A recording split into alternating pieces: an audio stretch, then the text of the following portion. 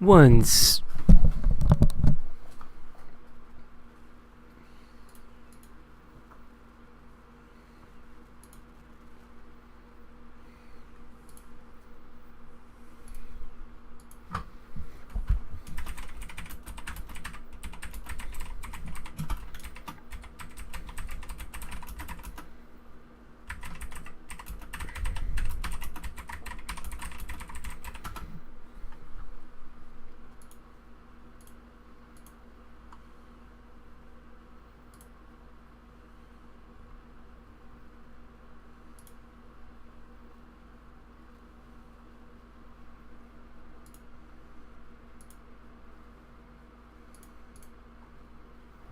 Testing. Testing.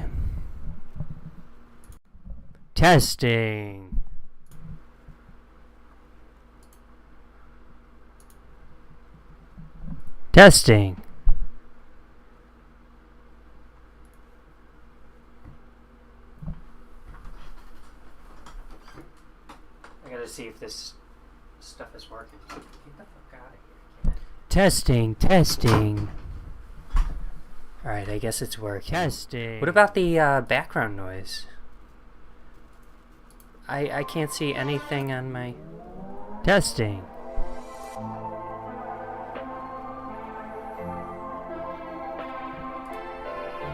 We keep it really professional. Testing. Alright,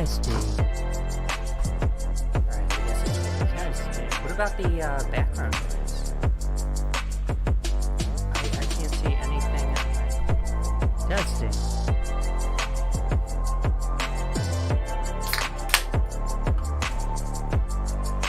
We keep it really professional. Alright, so it's going. It's... My apologies for the audio overlay to start this stream, but now we're off and everything's good. For some reason, I'm just not seeing the equalizer on my thing, but we're just gonna proceed and pretend like it's working.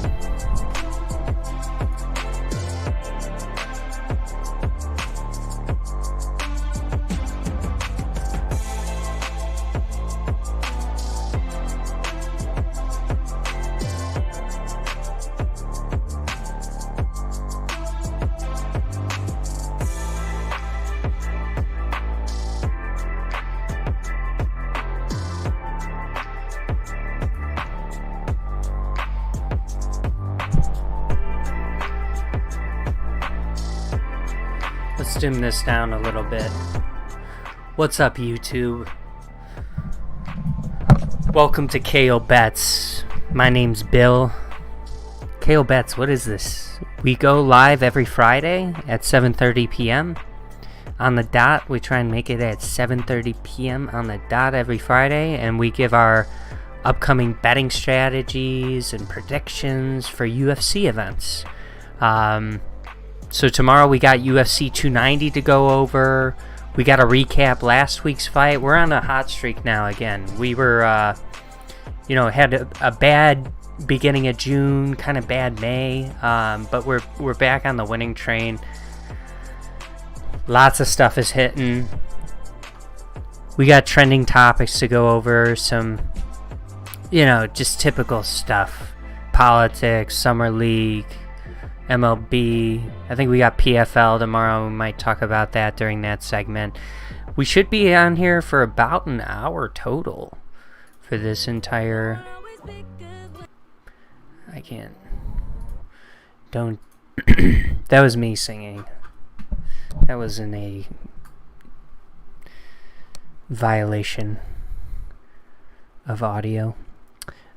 Before we get started, please like the stream, subscribe to the channel. I appreciate the support tremendously. Trying to grow the channel for sure this year. The goal was to be at 100 subscribers at the end of the year. We're 7 months in, and I'm at 64.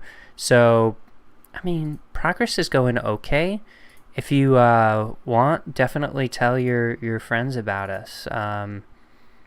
Have them subscribe to the channel. I want to continue to do this. It's something I do anyways. What else? Let's get into last week.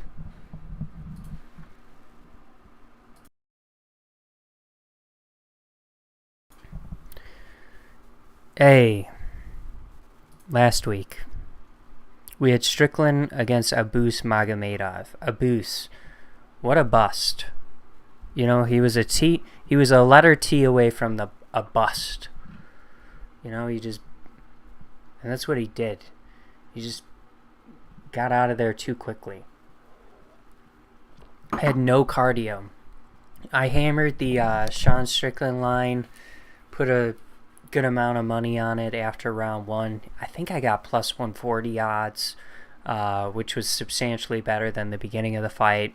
Survived the round one onslaught from Abus, and you had to think it was going to go well. Grant Dawson with the victory, got that. Michael Morales gets the unanimous decision. Looked really good, I thought. I had Melissa Gatto in this Ariana Lipski-Melissa Gatto fight. She loses via split decision.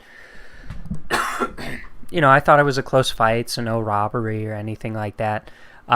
Ismail Bonfim, that was a bad loss. I was very confident on him. That was kind of why I got so reckless on the Sean Strickland live bet later, was this guy's fault. Just right out the gate, he took like 20 body kicks from Benoit Saint Denis, and it was like, damn, like he's acting like it doesn't hurt.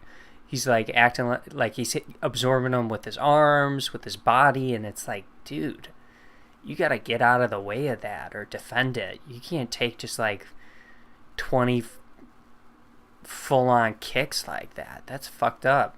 And I think he's,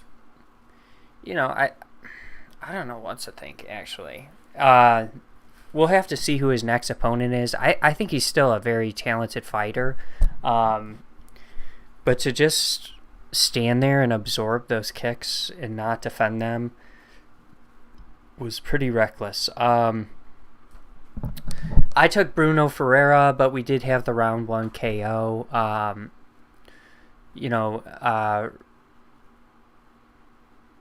Bruno Ferreira was the favorite in this, by the way, too. I'm not sure what the odds here indicate, but he was the favorite. Renat, I didn't think he was going to get a round one submission against Kevin Lee. I thought it was going to maybe be a knockout of some type, but just not a great return fight for Kevin Lee. Everyone had the Joe Anderson Brito round one KO. I took Carol Rosa in the Yana Santos fight. This was another split decision, really close fight. I kind of thought she lost, but we lucked out. I took Garam Kutaladze, and he was winning that fight, but then Elvis Brenner with just the late finish. So great underdog bet. If you cash that, good on you. If you cashed a live bet, that was probably even better. But just an incredible, Garam just started to melt and fade in that third round, and it was quick. I think Brenner stuffed like one of the takedowns in the last round, and he stuffed that takedown attempt, and then Garam was just done. But he did look really good up until then. Went with Luana Carolina. She was an underdog. That was a good pick. And then I took Blagoy Imavov, but kind of crazy. Alexander Romanov won a decision, but he definitely deserved to win it. Good game plan by him. definitely came in with the cardio, so good on him. This week we've got an incredible card. We've got UFC 290, Volkanovski against Yair Rodriguez. I was blanking for a second there. We did have a cancellation. There were some last-minute opponents, and let me know in the comments what you think. I think it's a great card, right? We get some big-time names on this card, some great prospects, but ultimately, there's just a lot of mismatches on paper, and you gotta be careful with what you're betting here. I'll point to a couple of lines that I just think are juiced a little bit too much. But yeah, just some, unfortunately, some really not so good matchups on this card. But overall, the main event, the co-main event, the middleweight bout, like the main card is besides the Bo Nickel fight, is pretty great, and there are a lot of good matchups here. A lot of people I'm excited to watch. When we get into the lines, just be intelligent when you're betting. So it starts off with Kemuela Kirk taking on Esteban Ribovics. Kemuela Kirk, he's 1-1 in the UFC on a one-fight losing streak. 11 out of his 12 wins have come inside the distance. He's got a black belt in jiu-jitsu. He's taking on Esteban Ribovics, who is 0-1 in the UFC. All 11 of his wins have come inside the distance. He's got 6 KOs, 5 submission victories. In his debut, he just got taken down a lot. I don't think this fight's... Kemuela could try and get it down to the mat. I don't know if... I think the fight might play out a little bit more on the feet. Esteban Ribovics, he's got really good output on the feet. Was definitely, you could tell, very well conditioned, ready to go the full 15 minutes. Kemuela Kirk, probably going to be a little bit dangerous in round 1. But then I think as this fight goes on, I think we're just going to see Esteban Ribovics just melt this guy. Kemuela Kirk doesn't have the best output, doesn't have the best cardio thus far, but I do think he's dangerous in the early round. If he wins, I think it's going to be an early finish. Esteban Ribovics, I like him to be the minute winner, maybe even get a late finish in this fight. So I'm going to roll with Esteban Ribovics, who is the favorite at -150. Odds makers do not... they do not like this to go the distance. They like the Esteban Ribovics KO, which I would agree with, but... I mean, what are... Sorry, I was looking at MMA or NBA stuff.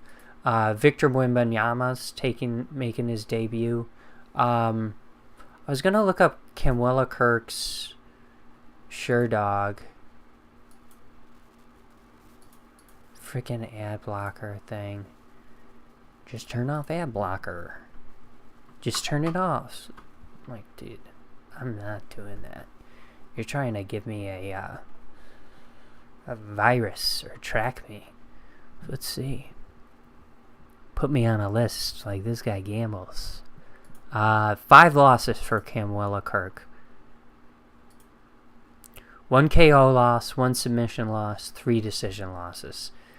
I mean, what's to say Esteban Ribovics can't get the submission in this fight? I mean, if Kemuela Kirk is just tired, pulling guard, something like that, I guess I like the KO a little bit better too, but like, I mean, if you're going with like some sort of, see what the odds makers are thinking, something late.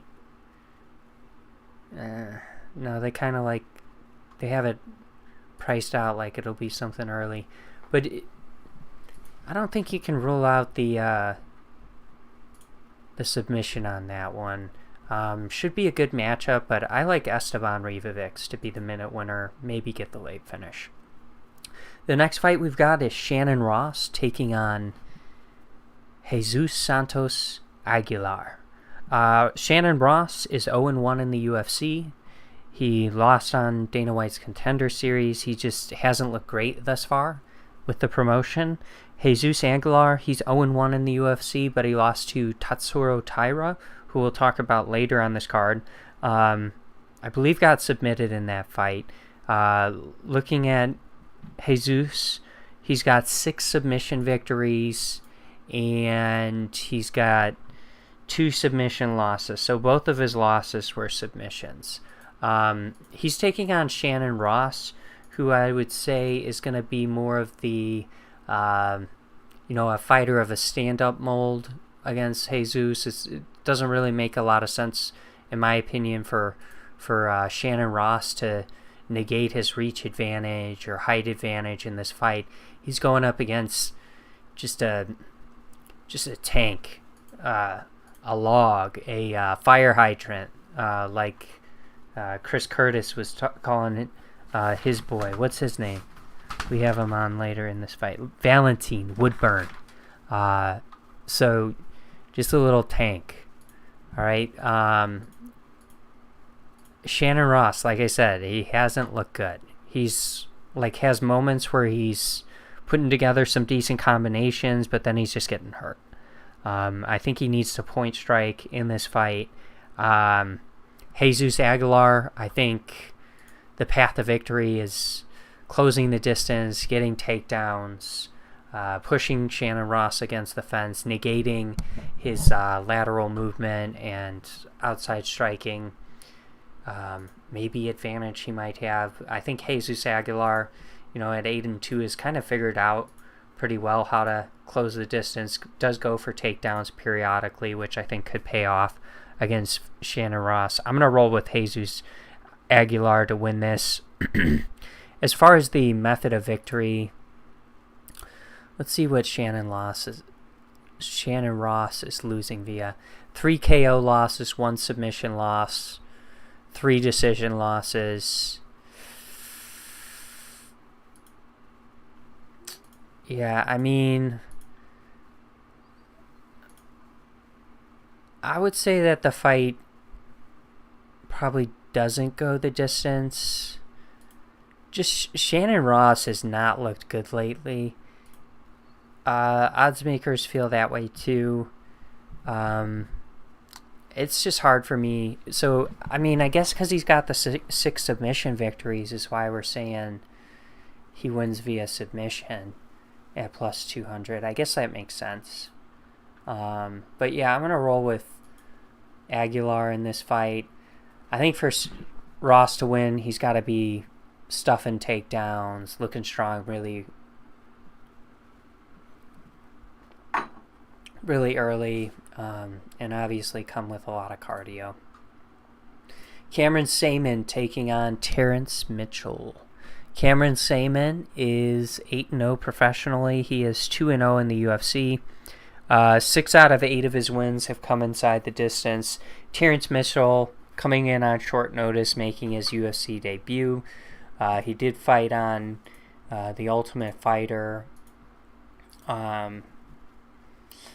Yeah, I mean, I don't think this is a great matchup for Terrence Mitchell on short notice, facing a prospect like Cameron Saman, who's coming off the really impressive win against Manny Martinez. He's just really good. Good all-around fighter, really fast on the feet. Yeah, I like him to just be the sharper fighter in this. I think we could see him hurt Terrence Mitchell. Terrence Mitchell only has the 2 losses.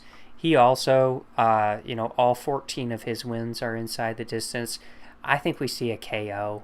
I'm going to roll with the Cameron Saman KO. Simon is the heavy favorite here at minus 585. I'm going to say this, I might just do a round robin or sprinkle some of these just big lines, just because I think one of them will hit, One of them will surprise us. I'm picking two later on, towards the both in the main event. So I'll tell you what those are. But yeah, I think a couple of these might hit. On paper it does seem like there's a lot of mismatches. The odds makers like the KO for Saman as well. I think it's going to play out on the feet, and yeah, I agree. I think Cameron Saman probably gets the KO. The under 1.5 is interesting, but isn't it 125? So I don't know. Kind of tough. But I'm gonna roll with Cameron Saman KO. I'll say under, like something early. Vitor Petrino taking on Marcin Prachnio. Prachnio's on a 1-fight win streak. He's 3-4 in the UFC. I don't really think he's very good, but he's definitely surprised me in some of his wins. Just that debut loss where he gets KO'd by Smiling Sam Alvey. I'm like, that can't be good. And then he goes on a 3-fight losing streak, wins, loses, wins twice, loses, or whatever it is. He's got good kicks, karate style. Just not super impressed. Vitor Petrino, he's 1-0 in the UFC. He came off of Dana White's Contender Series. He's coming in with really good power, decent boxing. So, I mean, and he's also got the grappling ability. I like Vitor Petrino to win this. We've seen Prachnio get tagged, get knocked out in the UFC. I think Vitor Petrino KOs him at some point in this fight. I'd say I do kind of like the early finish. I think Prachnio has 11 KO victories to his own record. So, yeah, odds makers do not like this to go the distance. They like the Petrino KO. The KO itself as a method of victory is minus 300. Yeah, I mean, I think the knockout makes a lot of sense. Neither one of these guys has a great cardio. So, yeah, I don't see it going the distance. I'm going with Vitor Petrino. The next fight we've got is Tatsuro Taira taking on Edgar Chairez. Tatsuro Taira, another heavy favorite on this card. He's 3-0 in the UFC. Absolutely incredible on the mat. Really, really good grappling. And then is a good overall fighter, too. Has a decent stand-up approach. He's taking on Edgar, who's all 10 of his wins have come inside the distance. He does have 2 submission losses on his record. I think it's as simple as, like, if he can keep it standing, I think Tatsuro Taira still wins the fight, but maybe it goes to a decision. If he's getting taken down, though, I think Tatsuro Taira submits him, and I think that's the most likely outcome. I don't think Edgar, his takedown defense is tremendous. I think we see Tatsuro get it down, maybe round 1, and get the early finish, if not round 2. So I'm going to roll with Tatsuro Taira in that fight. Tatsuro is a minus 975 favorite. So this is, one of these examples where it's like, maybe, odds makers don't like this to go the distance. They like the Tatsuro Taira submission. So, maybe this is a line where we could get away with, the over or something. I think Tatsuro is going to get the submission, but minus, what did we say, 225? Doesn't seem worth betting on, in my opinion. Maybe we do a Draftkings lineup or something like that, because it seems like kind of a crazy line. Now we're on to the prelim card. Those were the early prelims. We've got Jimmy Crute, Alonzo Menningfield rematch. Great first fight. Ends up being a draw. I mean, Menningfield was arguably winning just with the striking, but then he does grab the fence. Maybe they gave I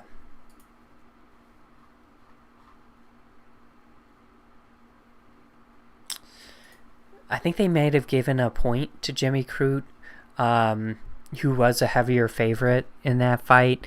So Jimmy Crute, he's on a 2-fight losing streak. And I think it's as simple as Jimmy Crute's younger. I think the longer the fight goes, just like the last time, the better he's going to look. I think he's the better grappler. Alonzo Menningfield, I think he's got to keep it standing because he's clearly the better stand-up fighter. The line is a lot closer this fight. I'm going to stick with my original pick of Jimmy Crute in this fight. I think he gets the job done by making a little bit of an adjustment and just going for those takedowns earlier. Alonzo Menningfield, survive round 1, but then get aggressive and press on the gas. I kind of like this one to not go the distance. The first one went the distance. I'm not so sure that this one does go the distance. Odds makers agree.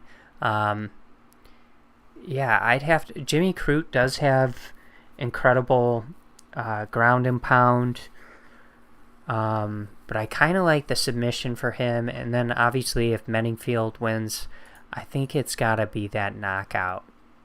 If it's inside the distance, I don't think he's getting a submission win. But I'm gonna roll with Jimmy Crute. Late submission. Little adjustment. Just press on the gas earlier. Start sprinting earlier. Yasmin Jacare taking on Denise Gomes. Both of these fighters are pretty entertaining from a striking perspective. Denise Gomes just throwing haymakers, trying to clip people over the shoulder, behind the ear. I was going to say she's very small, but Yasmin's only 5'3", too. So, I mean, both of these women should be very strong. I don't think there's going to be a distinct advantage in the grappling department for either one of these girls, and I think it's going to primarily be fought on the feet. Denise Gomes scored a KO method of victory her last fight out. I just think against Yasmin, this is a different matchup stylistically. She's facing a really good technical boxer, and I don't see Denise Gomes getting the KO, and for that reason, I think Yasmin wins this fight. Probably a decision is what I'm going to be going with. I wouldn't rule out the KO. Yasmin is a heavy favorite at minus 380. Odds makers do like it to go the distance, and they like the Yasmin decision. If you like Gomes, I don't hate the idea of sprinkling her plus 900. She does throw really hard. She's just winds up and seems pretty sloppy to be standing across from a technical fighter like Yasmin. Should be a great fight though, and I'm really looking forward to it. This fight got canceled. We'll have to see if anything else gets booked for Jack Della Maddalena, but this fight got canceled. Harrell, they found some weird brain disease in an MRI scan pre-fight, and he had partial blockage, so he's going actually to get a procedure tomorrow, and it could save his life. So it's awesome that it was caught.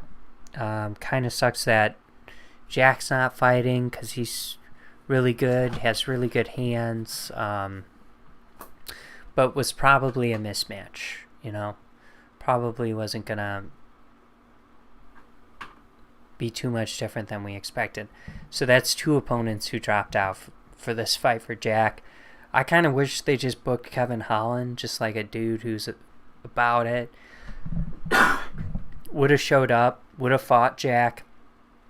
Probably would have been an incredible opponent for Jack. I don't really get booking Josiah Harrell when Kevin Holland was volunteering, other than the fact, I mean, I don't think he's headlining a card, but he is booked for a fight in like 30 days. So that's probably why they were like, no. The last fight of the prelims is Robbie Lawler taking on Nico Price. Robbie Lawler, legend in the sport, coming off of a one-fight losing streak. Nico Price, he's on a one-fight losing streak as well. I mean, neither one of these fighters is particularly cautious on the feet. They both, throughout their careers, have demonstrated that they take some damage. I think this fight, someone's getting probably damaged and knocked out. Unfortunately, I don't, Robbie's retiring after this fight, and the way things have been going, it kind of just seems like, that's the right decision for him to retire. He's fighting against a guy in Nico Price who's obviously a, stylistically is, something the old Robbie Lawler would have been sick to watch fight, and probably knock out pretty easily. But at this age, I'm just, starting to believe that, well, I mean, he's retiring. I believe Robbie's kind of done. I don't really see him winning after that Brian Barberena fight. I mean, is Brian and Nico the same fighter? Not really, but Nico does bring a pressure and persistence that we did see Brian Barberena take in his fight against Robbie Lawler, and I believe he gets the early first round finish. So it was it was the second round he gets the finish, but I think Nico Price is definitely capable of hitting Robbie, and maybe wearing the shots a little bit better than Robbie, being a little more durable. I'm not like a huge Nico Price fan, but he does have an entertaining style and does put forward pressure. I just, he's fought a couple of legends, and I'm like, damn, I'm rooting for Robbie, and I was rooting for Cowboy Cerrone, and gosh, who else has he fought?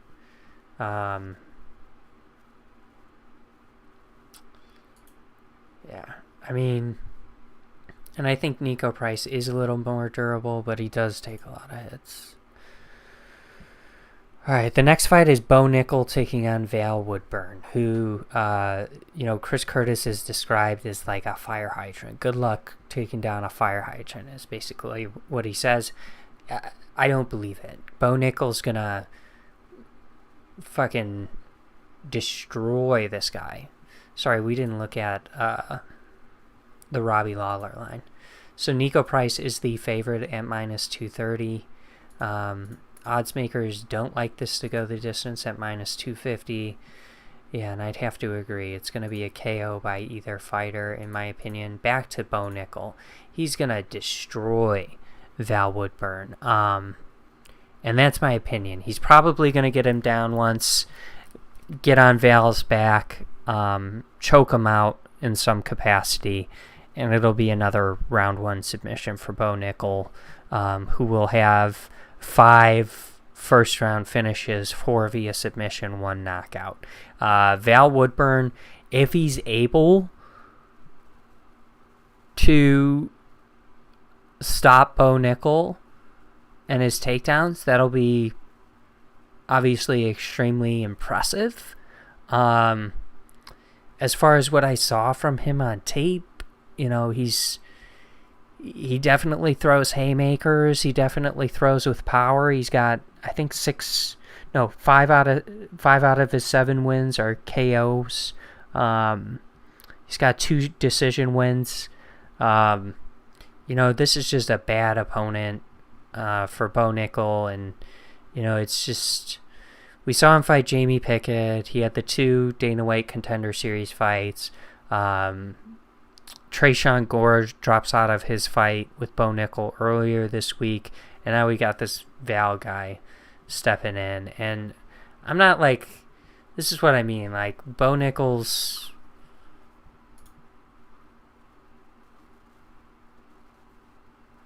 minus 2,100, okay? Like, don't bet that. $100 gets you $4.76 back. Like, do not bet that. Odds makers do not like this to go the distance. Do not bet that. The Bo Nickel submission minus 250. I mean, Bo Nickel submission round 1 minus 200. Like,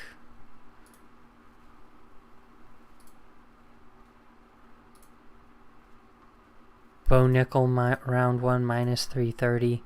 I kind of like Bo Nickel submission minus 250 potentially as like a parlay piece, but just a rough line. And hey, I'm not opposed to seeing people bet the Val Woodburn KO or decision props, or just him straight up on the money line, because I think the odds are, you're betting to make money, right? There's no money to be made on Bo Nickel and his line currently. So, not really going to learn anything new about Bo, in my opinion. Still will need to, what is he, 4 fights into this will be his 5th fight in his MMA career. Like, I definitely would like to see him face someone really good. I thought he was going to beat Tresean Gore pretty easily, but just because like Brian Battle was taking down Tresean Gore, so I don't doubt Bo would have had any issues. I don't know. I think obviously someone with a grappling base, maybe a veteran, would be a unique fight for Bo Nickel, and we could see something really cool in that fight if Bo gets tested. Something we could learn something, but as of right now, there's just, Bo's dominant, and there's not much else you can say about it. So the next fight we've got is Jalen Turner taking on Dan Hooker. Jalen Turner's on a 1-fight losing streak, lost a split decision, I believe, to Mateus Gamrot. Dan Hooker, he's on a 1-fight winning streak. Dan's coming in with the blonde hair, Charles Olivier style. I think this fight's going to play out on the feet. I think if it gets to the mat, Jalen Turner's obviously got very good jiu-jitsu, really good frame. Dan Hooker, though, really good frame as well for the division. Jalen Turner's just looked really sharp boxing in his last fights, and we've kind of seen Dan Hooker get dusted a couple times, haven't we? He got like the body kick win, but then he gets KO'd in round 1 against Hooker. There's the round 1 submission. Beats Haqparast. It's knocked out in round 1. Yeah, I mean, he's fighting the best of the best, though, right? I don't hate the idea of betting on Dan Hooker. I think Jalen Turner's just looking really sharp as of late and can definitely handle Dan Hooker on the feet. I think the longer this fight goes, though, I do kind of like Dan Hooker to be a minute winner for potentially the second and third round. So I'm rolling with Jalen Turner with like a first round knockout, minus 285. And Jalen Turner, by the way, is super dangerous. So he's got, all 13 fights he's won are inside the distance. 9 KOs, 4 submissions. Rolling with Jalen Turner. Odds makers do not like this to go the distance at minus 360. The over-under's at 1.5. Excuse me. I'm going to go with under. I'm rolling with Jalen Turner in this. I'm going to roll with Jalen Turner via KO. KO round 1. Round pops. Jalen Turner round 1 plus 150. Yeah, I don't know. Rolling with Jalen Turner, though, here via knockout. Probably round 1. Just don't know if I can really bet on those odds. Robert Whittaker taking on Dricus Du Plessis. So, as I mentioned before, I think we've taken all favorites. And what I'd like to see is probably clouding my vision somewhat, because everything tells me up in my brain that Robert Whittaker wins this fight, and he probably wins it pretty easily. That being said, I want to see Dricus taking on Izzy so bad. Dricus is explosive, athletic, aggressive for the division. He's 5-0 in the UFC. Only one victory was a decision. The rest were knockouts and submissions. But he hasn't shown great cardio thus far in the UFC. And then you got Rob Whittaker, who's just fought everyone and beaten everyone, with the exception of Israel Adesanya, right? Has Rob knocked out anyone recently?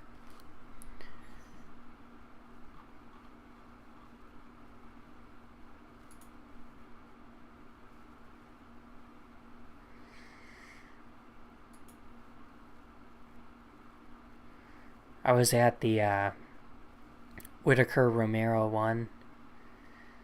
Yeah, his last knockout was in 2017. Obviously, he's a really well-rounded fighter. I just think, I just got this feeling like Dricus is going to be super aggressive, maybe get tied up in, an exchange like we saw in Izzy versus Rob 1, and Rob could get clipped and go down. I think Dricus does have a lot of the tools you would need to beat a fighter like Rob. Being super aggressive. It'll be interesting to see. I think of like a super athlete in the division back in the day that Rob, beat twice was Yoel Romero, and how those fights played out. Like the first one was a little more aggressive and was a great fight. Both guys were landing pretty big shots, but the second fight was kind of a stalemate, and I think we've seen that in a few Rob Whittaker fights where he's just obviously very cautious of his opponent. Dricus is going to have to, the defense it's got to be sound when he's trying to close the distance. Does have decent striking defense, but it is tough to find Rob. It is tough to find Rob. I wouldn't recommend going for takedowns if you're Dricus, simply because you haven't shown great cardio thus far, and Rob does have really good takedown defense, so I don't think that's the recipe for victory. I think this fight's going to play out on the feet, and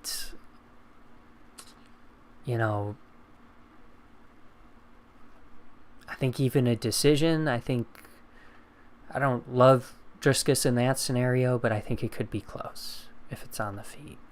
So I'm going to roll with Driscus Duplessis in this fight. Underdog, first underdog pick of the night. I don't feel amazing about it, but I feel better about his prospects than a lot of the other underdogs on this card. So I'm gonna roll with Driscus, and I'm gonna roll with Driscus via KO, simply because we've seen Rob against Izzy get KO'd most recently. I don't know what his other losses came via. Yeah, 2 knockout losses, 1 submission loss. So I'm going to roll with Driscus. Odds makers don't like this to go the distance at -250. Man, I'm saying the Driscus knockout, but I'm also like, damn, it could go the distance at +180 there. Definitely an interesting fight. Interesting that the lines for the fight to not go the distance is no, considering Rob hasn't finished anyone since 2017. Just kind of interesting. It seems to contradict the outcome of him winning, in my opinion. But odds makers like the KO. So I guess they like the Robert Whittaker KO. Interesting. This is for sure like as tough as it gets for an opponent for Driscus. So we're gonna learn a lot about him regardless, But I think he wins this, and he sets up this incredible fight against Israel Adesanya. The next fight we've got is Brandon Moreno taking on Alexander Pantoja. Brandon Moreno is coming off of 2 wins. He's been in 5-round fights before. Alexander Pantoja's coming off of a 3-fight win streak. He beat Moreno back in 2018 via unanimous decision. That was a 3-round fight, though. But Pantoja's he's looked really good in his last few fights. This is a interesting fight. I feel like the way these 3 main events are aligned, like the odds, it's hard for me not to be a proponent of betting on Pantoja in this fight. Brandon Moreno's -205, Pantoja's +175. Pantoja beat him, and he's looked great in his last 2 fights. I mean, we could say Moreno's been improving. Pantoja's been improving, I would argue. So I think this should be a closer fight. We saw him beat Kai Kara France very easily, Brandon Moreno. And when I say easily, he seemed to be a lot bigger and tougher. I will say that he's very big. But I think if Pantoja can watch his cardio, I think there's a lot of areas to like him in this. I don't think Brandon Moreno should wrestle with him. I think Pantoja is strong and will prove to be really difficult. I think Pantoja's not going to be easy in the stand-up department for Brandon Moreno to start the fight.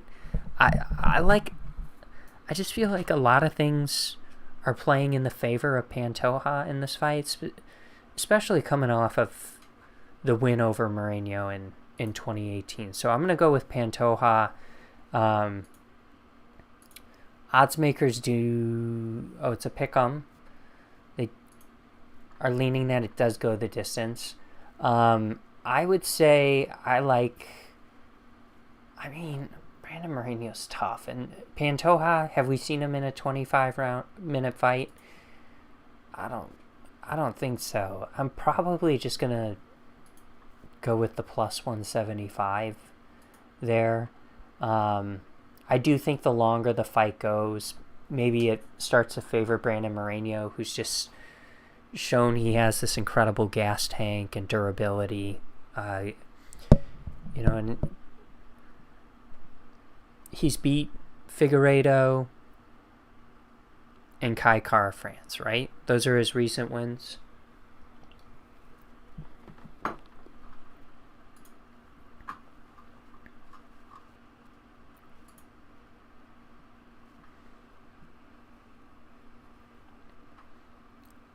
Yeah. I kind of like Pantoja here. I think it's, he might just have Brandon Moreno's number. The next fight we've got is the main event. We've got Alexander Volkanovski taking on Yair Rodriguez. Alexander Volkanovski is just an incredible fighter.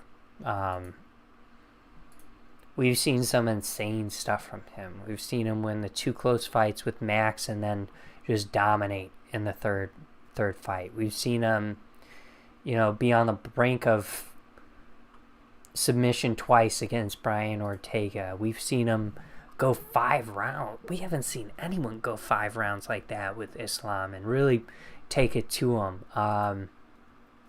Gets the round 4 KO against Korean Zombie. The dude is he's an outstanding fighter. He's taking on Yair Rodriguez, who's also an outstanding fighter, very entertaining. I just don't know where he's better than Volk, with the exception of maybe kicks, That'll be interesting. I don't think... Islam a little bit, with the Sambo style, can throw up those kicks, but has definitely fought, I guess, Ortega to a degree, but this is definitely the, something new we could say Volkanovski is seeing in the UFC, or at least during his title reign, is the kicking ability. I don't think Yair Rodriguez is going to have much success in the grappling department, even though he gets, the submission win against Josh Emmett. I believe, Ortega suffers the shoulder injury in that fight, and then before that he lost to Max Holloway. So I think this fight plays out on the feet primarily, and I think Volkanovski just outclasses him in volume and in boxing. I think also if Volkanovski wants to, he can take down Yair Rodriguez and stay safe. So I'm going to roll with Alexander Volkanovski in this fight. I would say a decision is what I like as far as the method of victory, but it looks like the odds makers don't like it to go the distance. I kind of do. I like that Volk decision. They got the decision and KO price similarly, but I'm rolling with Volkanovski. So, again, if you're just tuning in, the 2 underdogs I'm rolling with are Dricus du Plessis and Alexander Pantoja. Otherwise, it's pretty much favorites right across the board. Be careful with some of those huge lines. Let's try not to get in any trouble.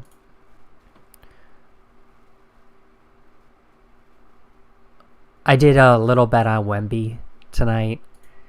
Man, that probably started already. Let's see.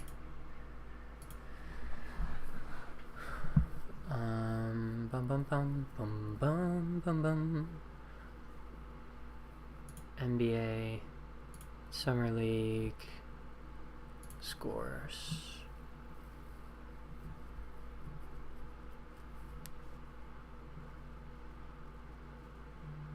Jabari Smith? Damn. He ended up going off, huh? I did Shaden Sharp was going to have 30 plus. He didn't. Damn, Jabari's... lots of free throws. That's kind of crazy. The Rockets have some good young players. I saw today they got both Cam Whitmore and Amin. What's his name? Amin Thompson. That's kind of crazy. And then you got Jabari Smith, and before that you got Jalen Green. You got Sagoon at center. I think they got a lot of interesting young pieces. So, okay. Anyways, trending. Jabari Smith, yeah, I guess for going off. Wemby, we'll see what happens. Cam Whitmore trending.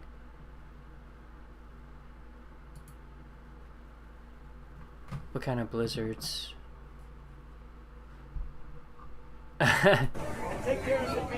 He's buying blizzards for everyone in the Dairy Queen. Wow. Is the fake news having a good time? I hope you like the speech. A lot of passion. We want to see our country brought back. And our country is not doing well, but it will be doing well again very soon. Thank you very much. Is the fake news doing well? That's like... Trump's awesome.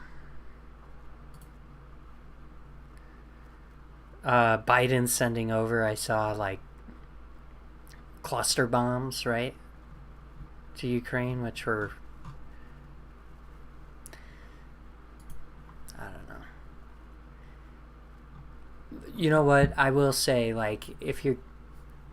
I don't really get in war why stuff is... I don't know. You know, I think there's that saying, all is fair in love and war. And it's kind of true, right? But yeah, just to send cluster bombs to Ukraine, who's at war with Russia, and that's, you know, not been...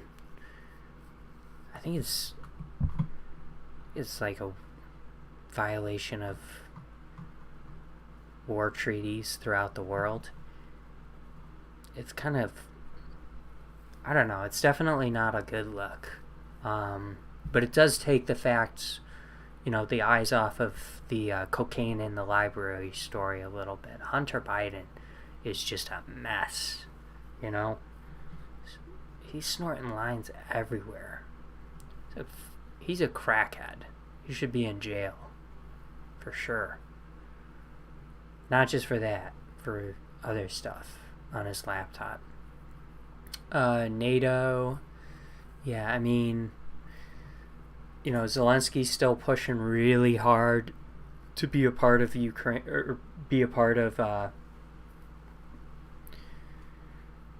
NATO. If Ukraine's admitted into NATO, though, that provokes World War III, right? Because then NATO is going to come to the rescue of Ukraine and engage in war with Russia, which just doesn't seem like a good idea for anyone.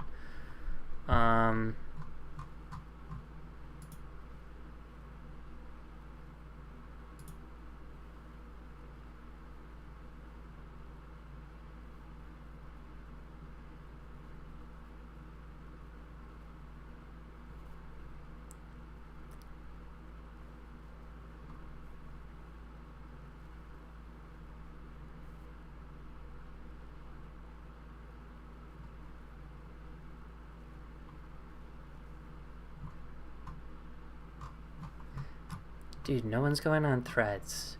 First of all, Threads' logo is 666. It's pretty messed up. That lizard boy, he's getting sued too over it. Just for... That's all he does. Like, Zuckerberg's like... You know, obviously he's incredible at generating wealth and revenue for himself by harvesting everyone's data, but he's one of the worst CEOs ever. Just like from a creativity and a ingenuity perspective. He's very like, he sucks. He's very shitty. Tends to either acquire, Facebook at this point is a data company, so they sell user data and they acquire companies. Or in the case of Threads, they just were hiring Twitter employees and trying to create a competitor, which, by the way, I don't know if you saw the user data that Threads is requiring from people. It's pretty crazy. Look at all this shit.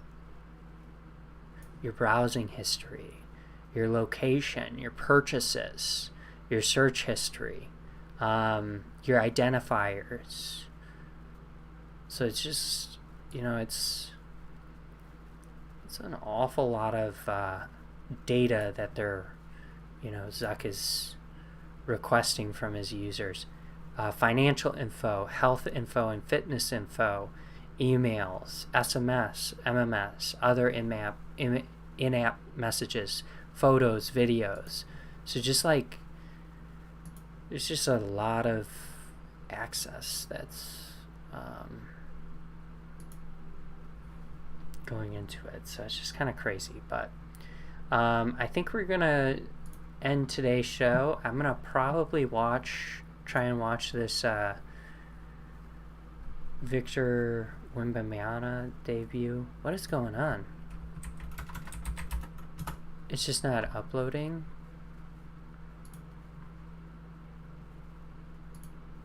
So the game started, right? It's like he's down.